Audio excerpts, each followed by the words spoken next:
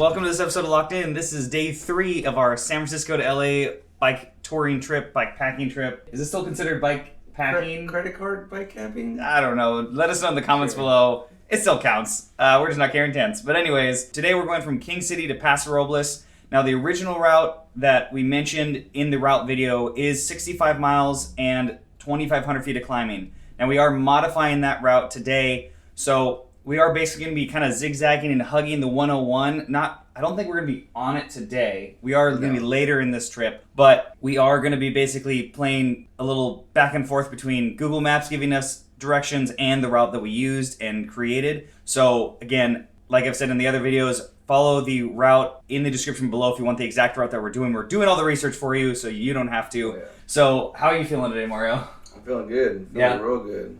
Yeah, The legs aren't sore, but the underneath personal parts are starting the undercarriage. Yeah, starting to get a little tender. Yeah, we definitely got to our hotel, pigged out. We had 2 dinners, restocked on water, and then I think we went to bed at like 8 or 9. I don't really remember. We went to bed early. Anybody who uses Whoop, Mario's Whoop score after 7 hours of sleep was what? Yesterday was 19. I brought it up last night to 29%, so it's still not a good score. But hey, it's still going up in the right direction. So today we're going to go grab a Starbucks. It is 38 degrees outside. We're going to try to warm up a little bit and then hit the road. I believe our mileage at the end of the day should be about the same. The climbing will be, as far as our rough math, no more than 2,500 feet. But we might be able to nix out some of it in the beginning part. Basically, the loop that I'll put here on the screen that we were going to originally do, this is about the 40-mile section. We said there's going to be there's really nothing there except like one market in about mile 30 in. So we're going to be skipping that. So you'll be able to see the final results once we hit the road and throughout the vlog. So let's get riding.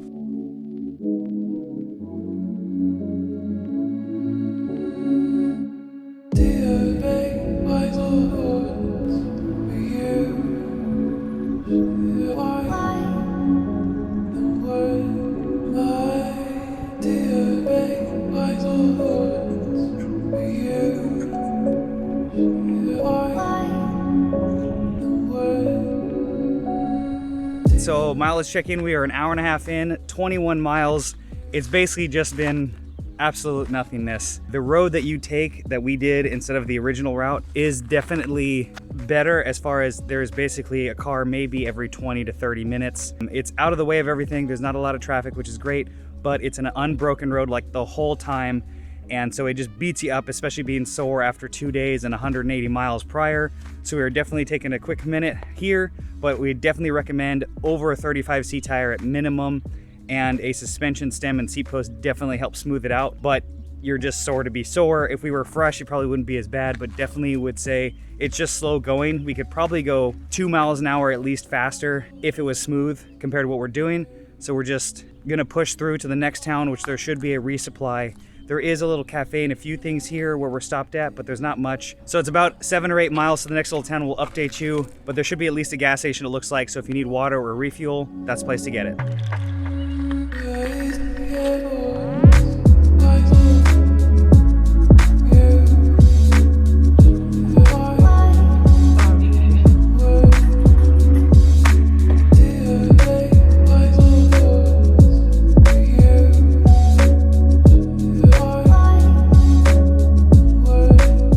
All right, so Mario made a slight error in his ways. Google Maps said Chevron, so he assumed that meant gas station for a Chevron. And as you saw in the footage, no, we just rode through like the oil rigs for Chevron.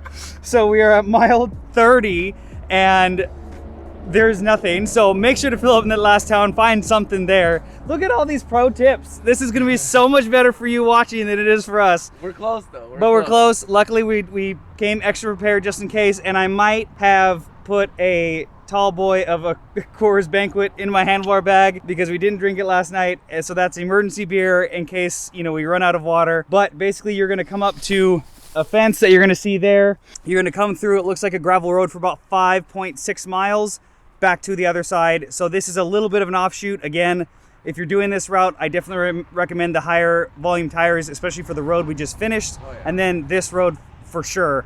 So let's crack on and see what we got.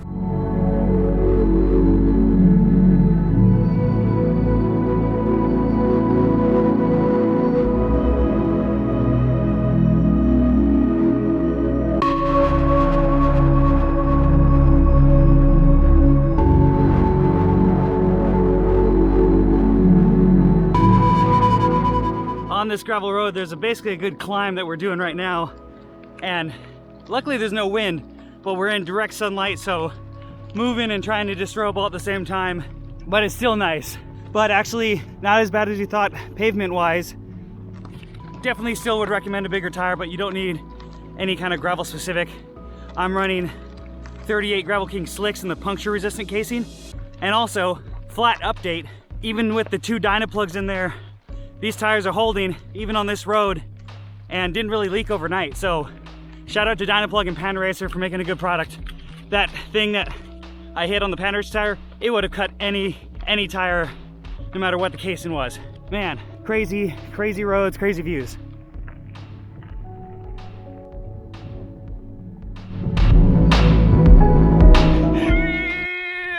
Champions! Don't sing the rest, I'll get copyright infringement. Woo! Boy! Woo! All right, so that was about a 2-mile climb. I want to say it had to be at the lowest, which was only briefly 8%, and it basically stayed at 11 to 15 the rest of the way. So you climb a couple hundred feet, really, really punchy. Luckily, it's not super soft or anything. You get this killer view to look out on. It's pretty warm, as you can tell. Mario's getting naked off camera here. But is it time? Oh, it's ice cold. Yes. I can't show the full can, but Coors, if you want to sponsor us for the next trip, I'm pretty sure you fueled about half of this. See, sexy. All right, so I emptied a bottle. Again, get water at that little town if it's extra hot, but you are in direct sunlight, so it does make it feel hotter, but definitely and no wind. And no wind, so you don't get any cool down. So definitely fully fuel up. I just ran out of 1 full bottle. Luckily, I think we only have about a 3-4 mile stint to the road, and then hopefully not be out that long. So this beer is mostly water, so this is the smartest thing we can do. Crack it, boy. Oh yeah. You good? Yep. Cheers. Oh, it's icy. I know, it's like a beer slushy. Cheers. Cheers. Mmm. Well, apparently, like, you know, I brought a knife just in case. We haven't used it yet, so the ice hasn't thawed for the rest of the beer, and Mario wants the rest, so I figured, you know.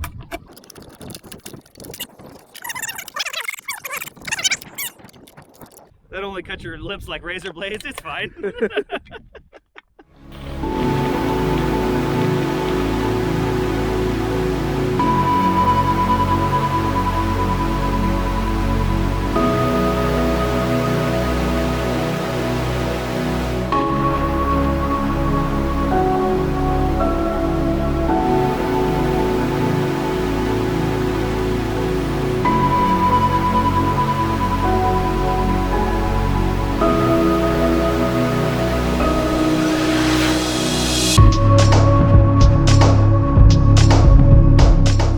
All right, so we just passed through the town of Bradley.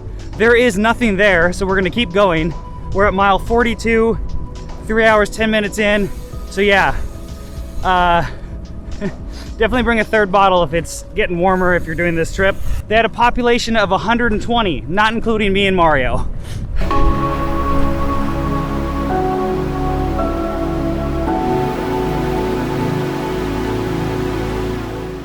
All right, so another update. We just got to Camp Roberts. Google says that we're supposed to be able to ride through this. I'm assuming just like Camp Pendleton that we've done hundreds of times. But the gate's locked. There's a number that you can call, you know, for tactical vehicles. Basically gravel bikes is what they're saying. We called the number. They said, no, we can unlock the gate, but not just for bicycles. And this is the end of the detour, and there's a big sign that says bicycles prohibited.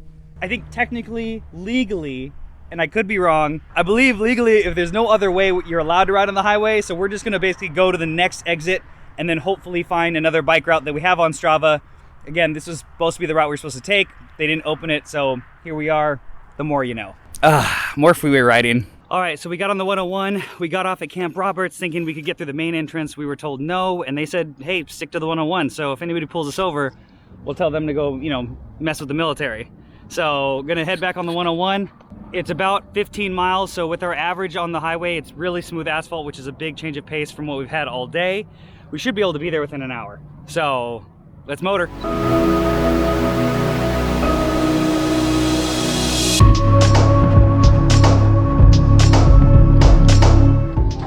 So basically you take the 101 and you get off at Mission Street. So just do that and you'll see a sign that says bikes must exit here. We are 3 hours, 52 minutes in, 1,800 feet of climbing, mile 53.2, and we're about 11 miles from Paso to wrap today up. We're stopping at Manny's Pizza for some cervezas, a Coke, and some french fries. It's all worth it at this point. Oh yeah. Oh wait, that's mine. All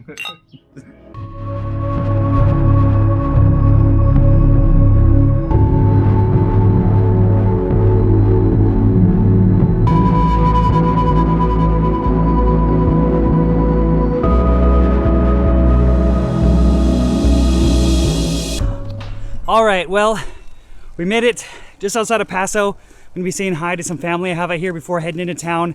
So I'm gonna be ending the vlog here. We are 4 miles, 38 minutes, 2,500 feet of climbing. And also shout out to the Moors on living up a hill that's like 10% grade to end today's ride.